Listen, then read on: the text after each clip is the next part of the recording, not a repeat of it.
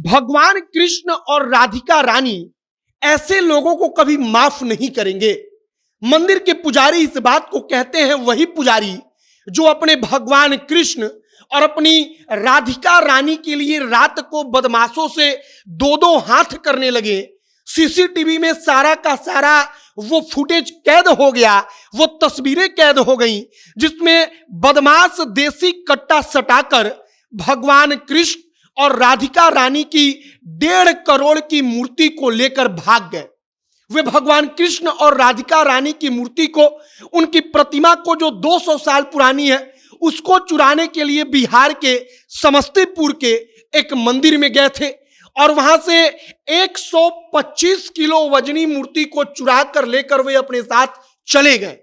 रात को पुजारी और मंदिर के अन्य कर्मचारी बदमाशों से लड़ते रहे, लेकिन अफसोस कि वे बचा नहीं पाए।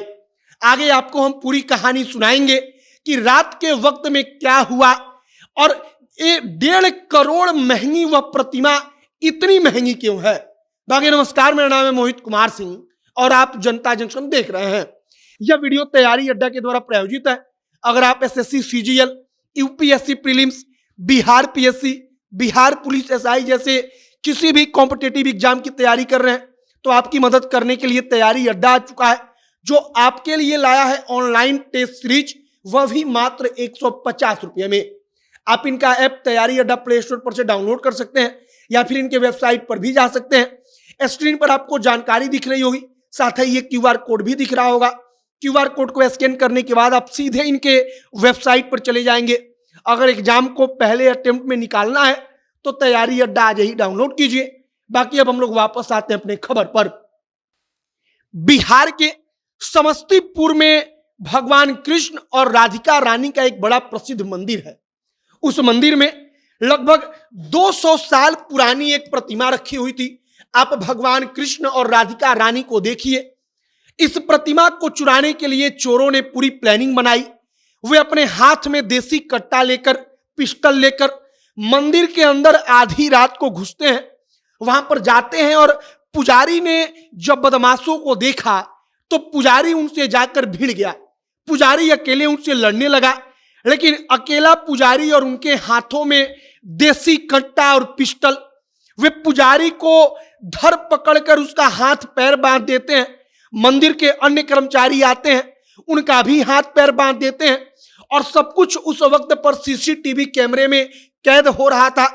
वे बदमाश इसके बाद जो प्रतिमा होती है भगवान कृष्ण और राधिका रानी की, उस प्रतिमा को लेकर वहां से चले जाते हैं और इसके बाद भक्त एक ही बात कहते हैं कि हमारे भगवान कभी इनको माफ नहीं करेंगे, हमारे भगवान कभी इनको छोड़ेंगे नहीं।